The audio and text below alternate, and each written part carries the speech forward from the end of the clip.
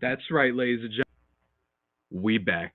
Hello, ladies and gentlemen. And on today's show, we are breaking down baseball being back, the good, the bad, still plenty of good, don't get me wrong. And of course, plenty of baseball, guys. We are back. Locked on Padres. You know what it is. Here we go.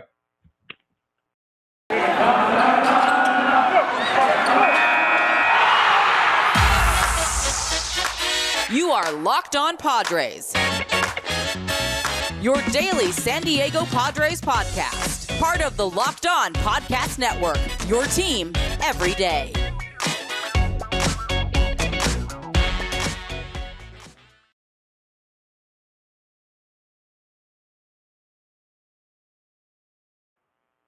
Greetings, ladies and gentlemen, to another edition of the Locked On Padres podcast, with the Locked On Podcast Network, your team every day for Thursday, March 10th. And as always, I'm your host, with sometimes occasionally, but certainly not always the most, Javier Reyes. You can follow me on Twitter at Javapeno, Javiiipeno, or at LO_Padres for the Twitter account for the show.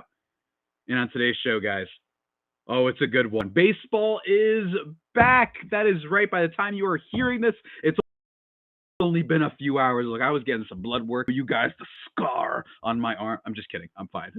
But I don't, I was a little bit busy today, and then the news dropped that the MLB and the MLBPA have come to terms on an agreement that is expected to be ratified around by the time you guys get, hopefully 3:34. Eastern time, and we're going to talk about it. We're going to talk about everything that was kind of agreed to in principle. Not all the details are like totally fully finalized, but just to give my interpretation of the events, which some of my thoughts might surprise some of you guys, and then talking about tonight, because tonight, by the time you guys are starting to listen to this podcast, hopefully this will be like a fun accompanying little thing for you, because around 6 p.m. is expected to be ratified, and as a result, the last of free agency is expected to happen. So maybe even not for Padres people, but everybody, lots of fun tonight, guys. We are back. So what are we doing? Let's just get right into it. Let's get right into it, guys. First of all, let's talk about the fact that it is cool to have back that the agreement. There's the past few weeks have basically been me just doing all this content, wondering like what's gonna happen, like how much of the season are we gonna miss, and it shows that, well, based on what we've heard, still going to be a 162 game season. There are some extra double headers that are expected to be added on the back end of every team's schedule, on top of what we'll get during the season if we have regular delays and all that, to make up for the fact that we had some missed days. Mandatory showing up for spring training March 13th, so that's when we're going to see some pro baseball sort of action. And for the Padres fans, that matters a lot, because we might be seeing some prospects that make their appearances, some high-level ones, your Mackenzie Gore. Maybe do we get to see him at spring training? A Luis Campusano, guys like that, right? So that's going to be really fun for Padres fans. Unlike last season. Last season's spring training for Padres fans, it was just kind of like cool to see Blake Snell and some of the new pieces appear. But for the most part, you knew what you were getting for the most part. So there's still a lot of fun in that regard. And then I will say that there's plenty of how do I put this? I just think that there was a lot of freakouts today. And I think I don't know why I'm grabbing toilet paper. There was a lot of freakouts today. And what I noticed is that a lot of people were losing because at the last second that we were getting reports that the MLBPA, a lot of people were voting against it. Speaking specifically, their executive branch was voted 8-0 against it, but the players side of the MLBPA basically voted for it. So they kind of outweighed the executive. And there's a good reason for that. And the reason for that is basically what the same kind of storyline has been for a long time when in regards to this whole collective bargaining agreement chaos, is that the owners tried to stick in some stuff at the very end. And it looks like, now we're going to get into some of the bad news, they got away with some of that. It looks like, from what I've seen, again, I don't want to like say that this is climactic 100%, as I am seeing that my favorite football team apparently is making a wild free agency move. Today is crazy, ladies and gentlemen. But yeah, I don't even know what to say. Khalil Mack apparently might be becoming a Los Angeles Charger for my football fans. And by the way, I will be reacting live just in case. I'm going to have my phone right in front of my computer, actually, right here, just in case any like free agency sort of, sources and stuff that comes out between then. But the report was that they wanted the MLBPA to drop their lawsuit from the 2020 season. Now, the COVID season, of course. And it looks like that's one of the things that they added on. I have noticed so many people, and I brought this up on the podcast, that they like to blame both sides. Millionaire versus billionaires is the common, engaging, nice, quick one-liner to throw out there on your social media feed to get everybody on your side and everybody start complaining. But to me, I think that it shows a stunning lack of solidarity when people are so, because no one ever asks themselves, why is it that in a battle between that involves billionaires, forget what the other side is, that involves billionaires, that we are just always expected that you have to meet in the middle. Go look up how much a billion is. It's a large number. So really, the billionaires are the ones that should be doing everything to meet more so the people, the side that has less money. And I know you might be thinking, oh, well, they're millionaires. Well, it's around 30% of the MLBPA are millionaires, okay? Around 31.4%, and 28% of those, some of those don't even make the roster invites and all that stuff. Not everybody's making Bryce Harper money. Not everybody's making Fernando Tatis Jr., Manny Machado money. This is about a lot of other people, and you might be thinking, well, hey, who's a popular? Andrew Miller. He seems to be making out. I'm probably going to pitch next year, but he's making like $8 million. What is it? It's like, yeah, guess what? When you're doing well in life, you're allowed to use that as leverage to negotiate and help others who aren't doing as well in life. So I was a little bit disappointed, but not surprised by the amount of people who just seem to be blindly and just kind of naively just assuming that this is the player's fault. This is very calculated on the side of MLB ownership to put it out there that, oh, at the last second, the players rejected our offer. What can I say? There's a little bit of a thing where Steve Cohen, owner of the New York Mets, liked the tweet, which he claimed through the New York Post that he didn't mean to do that. Liked the tweet that basically said, like, yeah, the owners will never accept a deal. They want MLBPA to accept a deal. That's a little bit damning of evidence. You know what I'm saying? So, like, keep that in mind, guys. And keep in mind that all the ownership revenue and stuff like that, they say that they've been losing money. No, they haven't. Every year for the past, 17, MLB revenue has gone up, and it actually reached a record high in 2019. Obviously, 2020 was rough. It was rough for everybody. So don't let them use that excuse, guys. It's just not, it's just not true. It's just not true to be using that as an excuse that, like, oh, well, they lost money in 2020. Everybody did. You watching this, you probably lost out in 2020. 2020 was awful, and we're still going through a little bit of a pandemic kind of stuff right now. So a lot of people are losing, and you shouldn't be worried about the billionaires. That being said, another thing that I want to talk about is just kind of the overall kind of rollout of all this, right? And how I think that everybody should be prepared for things to roll out over the future and what have you, and a little bit more critiques that I have that I got to get off my chest, guys. But before we get into that, I got something I want to tell you about. All right, something real good. You ready to discover your purpose and leave impact wherever you go? Well, you can, guys, with Mission Impossible, written and read by New York Times bestselling author and athlete Tim Tebow. That's right, it's Tebow time. It's MLB Lockout finish time, but it's also Tebow time, guys. It encourages you to find your inspiration, pursue your purpose, and create a life for yourself that counts. Ignite a new spark in your life through this new inspirational listen. Mission Impossible by Tim Tebow is available everywhere audiobooks are sold. All right, guys, that's it. Let's keep it moving. Let's keep it moving, everybody. So now I want to talk about this next factor, which is the rule changes. And it seems like we are getting the universal DH, but I have not seen anything confirmed based on my feed and what I'm seeing that we're getting things like a pitch clock and whatnot via Evan Drillich on Twitter. Some final details of a CBA where players made some notable gains. Pre-arb bonus pool at $50 million, minimum salary $700K, $720, $740, $760, $780. Competitive balance tax $230 million to $244 million. So these are all going up basically from the original thing. Draft lottery at 6 picks. Universal DH. Amateur draft is no longer 30 rounds, but instead 20 rounds, and players can be optioned 5 times per year. So there's a lot of stuff going on here, guys, to go over. But from what I've seen, things like the pitch clock, things like, bigger bases, I have not necessarily seen that those things are going to be coming into effect. And I wanted to talk about that because I think that baseball fans, I think baseball fans, one of the things that I've complained about in this podcast, and maybe longtime listeners are familiar with this, where I've hated how much people hated the extra innings rule, right? And from what I've heard, extra innings returning to normal. No more goes to run on second, no more 7-inning doubleheaders.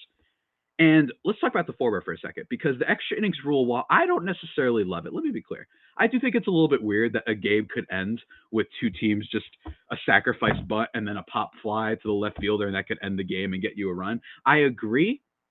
But when it comes to regular season, look at me. If you're on YouTube, by the way, remember, go subscribe, Locked On Padres on YouTube. And am I bleeding? Oh God, I think I'm bleeding right there. Look at me. There are 162 games in a Major League Baseball season.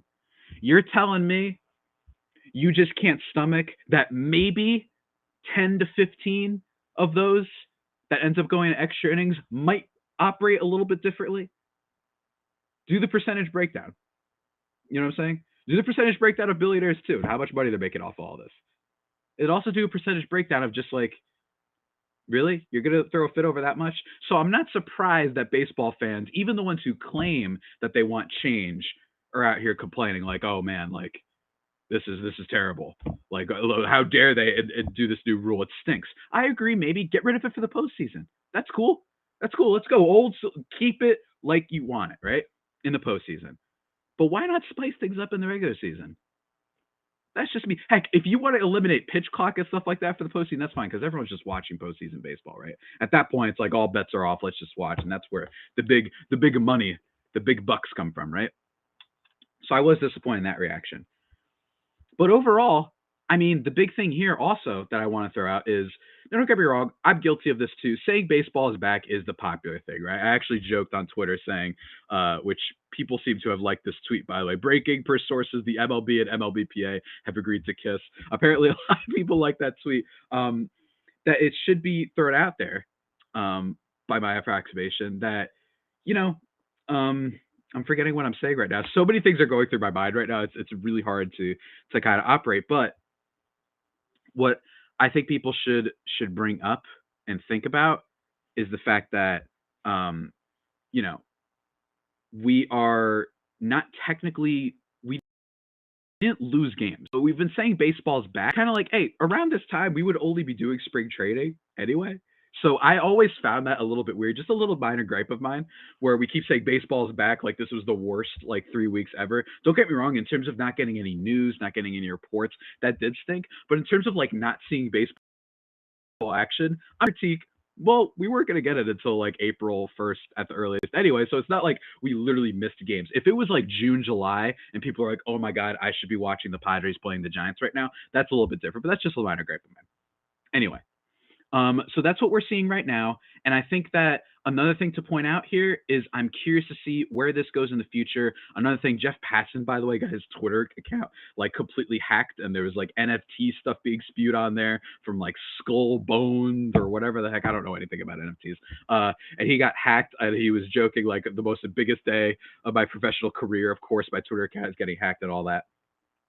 He was mentioning, international draft. And that's what's so funny is that at the beginning of this whole kerfuffle is that everyone was like, oh my God, there's hope again, because yesterday everyone was freaking out because the owners introduced the international draft thing and that they wanted to change that. And players were like, what the heck? This, you just try to sneak this in at the last moment. Max Scherzer tweeted about this. Francisco Lindor may post about this. Big deal, right? And then, of course, we had the lawsuit that they're dropping from 2020. So that was a big deal too. So you take that all into account, and it's just my mind is oh my God, apparently they've come to an agreement. That's what Jeff Passan tweeted before his account got locked. That apparently we've come to an agreement that the international draft thing, they're going to figure it out later. Why it took so long for them to figure out that we'll figure out something later, beyond me, but that's negotiations. These things are a lot more complicated than even I can give you guys insight into, or even a lot of reporters, as a matter of fact. A lot of stuff that goes into that. So then all that breaks down, and then eventually we get the report. Eventually Jeff Passan gets his account back. He doesn't tweet anything for a little bit. I'm doing my blood work, trying to get my urine sample and all that stuff. Not to be gross on here, guys, but God, that was really hard for me. I don't know why. And then I get the report on my phone, rushing back home to get on here and log on and talk about Padres baseball because the season's back. And now the season's back, there are so many things to figure out, right? There are so many things to figure out, not just with, what's going to happen for the rest of the agreements, because what precedent, I am wondering, does it set if that 2020 lawsuit is just thrown out? What precedent does that set going forward? You know what I'm saying? There's a whole bunch of legal mumble jumble to get in there, and just kind of, like I said, what happens going forward to a lot of lawsuits. Apparently, the 2018 lawsuit against teams like the Marlins, that was something that they wanted to sneak in there too. So, my bottom line belief is this. I really think that people who weren't showing solidarity, I don't understand. Look, I can understand if some people were annoyed a little bit by the players. I'm annoyed a little bit by the players. I think that they've oftentimes hung the minor leaguers out to dry, right? And I think that oftentimes, now this is a separate issue than, lockout and money talks, but they've oftentimes been very reticent to any sort of change in marketing themselves and getting rid of their stupid conservative culture, in the sense of not letting people celebrate unwritten rules that they never take a stand at either, that they're all for that stuff, right? For the most part, right? Hey, you saw what happened with Tatis Swell got 3-0, right? And how many people were ready to reprimand him for that. So, and Ken Griffey Jr. back in the day, players taking him to the side and telling him that's not how we do things here, because he wore his cap backwards. So I get that perspective, not being thrilled with the MLBPA.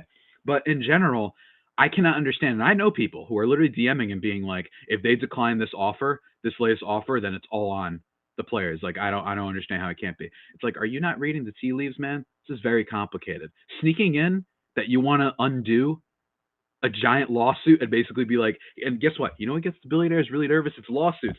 Undoing that at the last second, that's a big deal. And it sets a precedent going forward. So I hope that the players made out as much as possible. And I hope that it means that hopefully nothing crazier will happen down the line. I don't know if it's a guarantee that we won't have another lockout anytime in the next 2-3 years.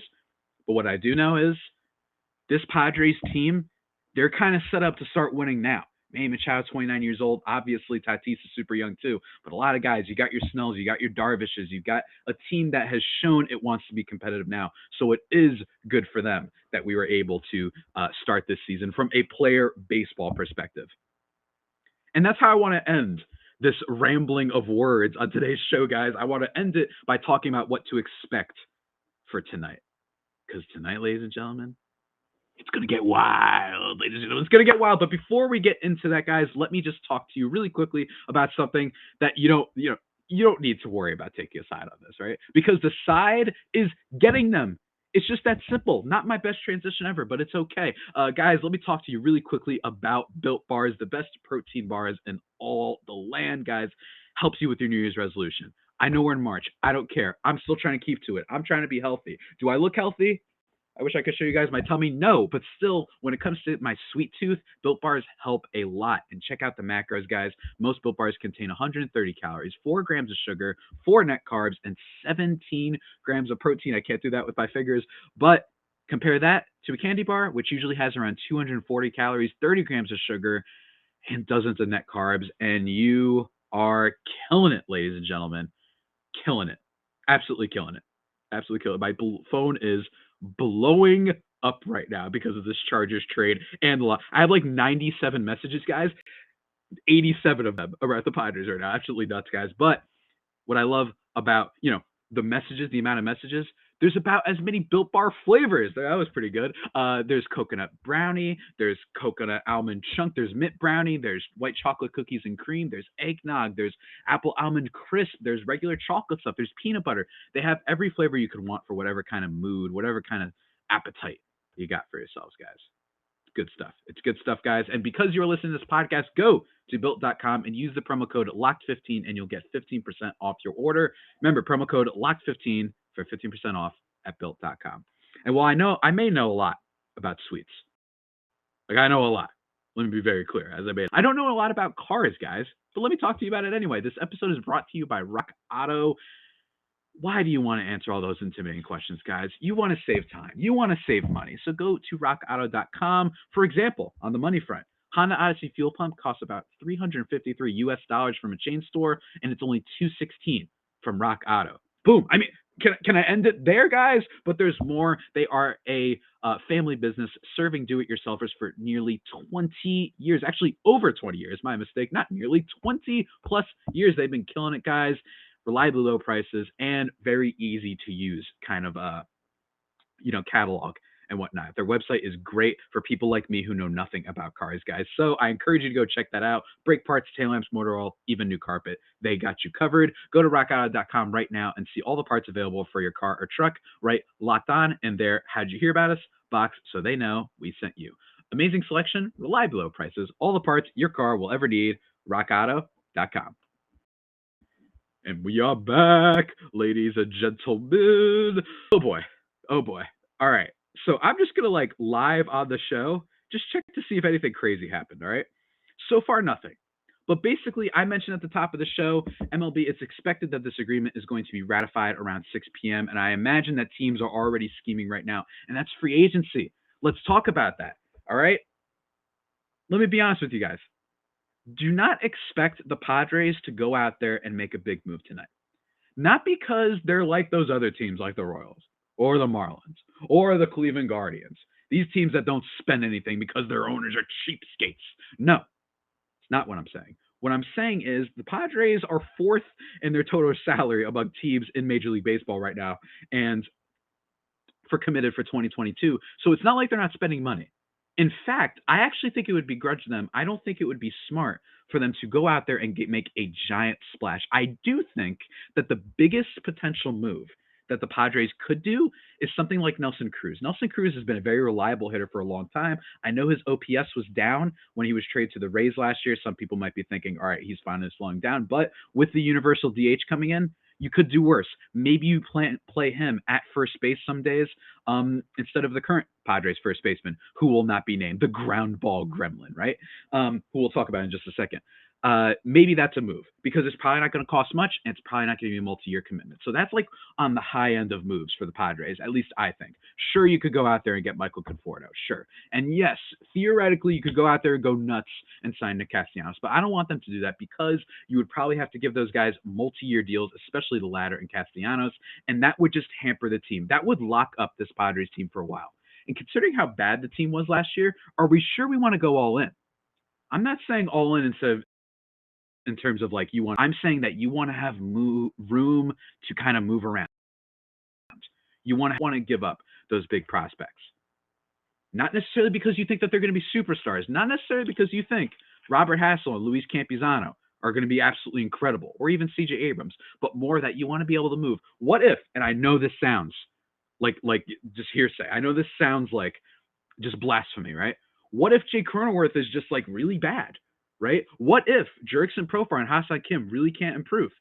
It feels really good to know that you have one of the 10 best prospects in all of baseball in C.J. Abrams lying in the wings, right? It feels good knowing that if Austin Nola can't stay healthy, if Jorge Alfaro and his highest swinging strike percentage in Major League history, that's not a good thing. And Victor Caratini can't cut it at catcher, that you got Luis Campusano. If anything happens with the rotation, which was hurt a whole bunch last year, you have a Mackenzie Gore. You got an Ethan Elliott. You got a Gasser, Robert Gasser. You got all these kind of guys that are at least you have options. You know what I'm saying? If Nick Martinez, the new signing that the Padres made when the lockout happened, that if that doesn't work out, you have moves. You want to have flexibility. When you commit that much money to Castellanos for probably 6 years or so, you can't move it. What if he falls off? Or most importantly, what if you just kind of want to move around the roster? They have their first baseman committed for so long, right? Myers comes off the books, yes. But you got Machado, you got Tatis. Don't you want to extend Joe Musgrove? Yeah? Well, there you go, guys. You have to make some sacrifices. And don't get me wrong, I know that it's just money. But in fairness for the Padres, they are already committing a lot right now. I would be shouting from the mountaintops, sign everybody, if the Padres were in that aforementioned Guardians, Marlins, Pittsburgh Pirates type of group. Then I'd be like, I don't care, sign people. You know what I'm saying? Even if we're worried about what their ability will be at the plate and how they'll produce for you and whatnot. I would say that. That's what I would say. But since they are admittedly committing a lot, let's just be realistic, guys. We sure ownership is going to want to commit even more. What if some of these signings don't go well? You can't have it all. And I would love to re-sign Cotton Eye Joe Musgrove to an extension. I would love it, ladies and gentlemen. Maybe that happens tonight. Who knows? Maybe they get that done. But around 6 p.m., right around when this podcast is posted, we're going to be getting a lot of updates, and even updates not necessarily about the Padres, but where's Carlos Correa going to go? Where's Trevor Story going to go? Where's Conforto going to go? Where's Clayton Kershaw going to go? Padres fans, that's one for you to keep an eye on, because apparently people have been rumored, Texas Rangers has been rumored. root for any of these guys not to sign with the Dodgers, not to sign with the Giants.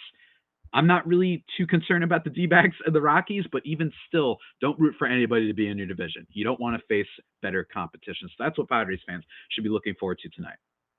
And the aforementioned ground ball gremlin. All right, let's talk about him real quick. Everything I say now, in my opinion, becomes a moot point if somehow they are able to send him away and get rid of most of his salary. Then all of a sudden, first base opens up. You can move Cronenworth there. Heck, you could move Myers there. You want to go get a new right fielder? You could do that, right? If they are able to trade him away to somebody. It's going to cost a lot. It's probably going to cost a lot of prospects. But if they do that, then all of a sudden, I think that the signings of those Castellanos types, the Confortos, any type of player you can think of, heck, you want to go get Brett Gardner, whatever. I think that a lot more signings and options become available if they are able to dump the giant albatross, the worst contract probably in all of baseball right now, when you take into account that the Padres are trying to be competitive, and this is like this black sheep deal on the side that just isn't working out for them right now. It's hampering them. If they do that, all bets are off as far as I'm concerned. And I want to talk about something really quickly. Matt Olsen is a guy that a lot of Padres fans keep responding to me about as a possible change, right? And here's the thing. In theory, that would work. If the current Padres first baseman didn't have the giant contract he did right now, then they could just swap him and then send some prospects. But here's the problem. You're probably going to have to get rid of the Padres first baseman. The Oakland A's are shedding salary right now. They're not going to want to have his contract, that $14 million a year for 4 more years or whatever the heck he still has left. I think it's like 80, 90 million. I forgot how much it is exactly that's left on the contract. They're not going to want that. They want to rebuild. They don't want to spend money. So why would they take him back? Okay. So you have to send the Padres first baseman to another team. And if you do that, you're probably going to have to attach some prospects to him. A Mackenzie Gore. I don't think so, but a CJ Abrams, those quality type of prospects. And then after you do that, you're then going to have to come up with more prospect ammo to trade for Matt Olsen. It's probably 2 separate deals. Do you want to do that? For Matt Olsen, I mean, it's an MVP type guy. That's a big time bat right there. I get it. But at the same time, I'd rather just get rid of that guy at first base and then improve other areas of the team lightly. Don't commit too much. You know what I'm saying? Have your Abrams still lying in the wings, right? Maybe you attach Campizano with the first baseman, the ground ball gremlin, to send him to another team. I could at least understand that because they have a decent amount of people at first base. Hold on, I see Jeff Passan tweeting. All right, no, we're good. We're good. Okay. Every time I see that man's name pop up, I get freaked out because you never know what's going to happen. So that's what I would expect tonight, guys, and that's why I do not think a Matt Olsen trade will work. I just don't see how the A's take back the ground ball gremlin, right? They're just not going to do that. So you have to send him to another team. And if you send him to another team, do you really want to just blow up the farm system that much? What if you want to adjust?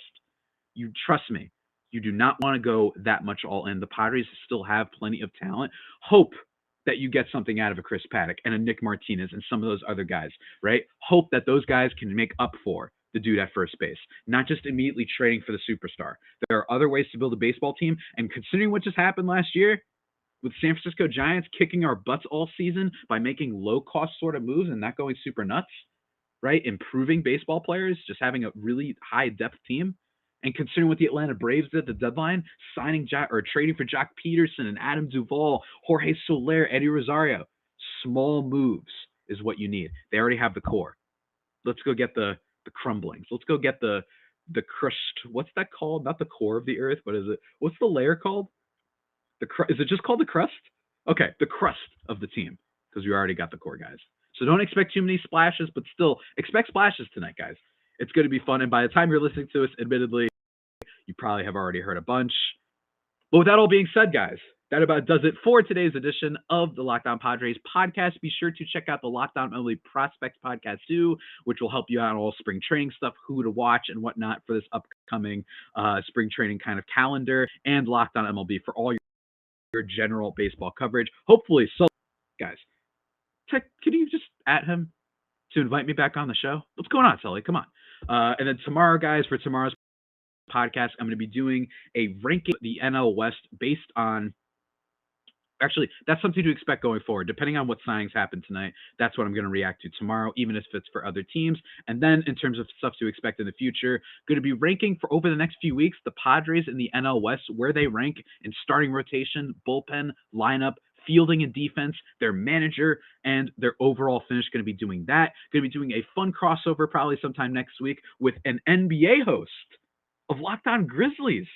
That's right. Nice little change up for you guys, right? That should be a lot of fun. Going to be reacting to spring training stuff. Going to be talking about Trent Grisham and how he needs to bounce back next year. Going to be talking with another person about Manny Machado and why the idea of him trading is them trading him is the dumbest thing ever.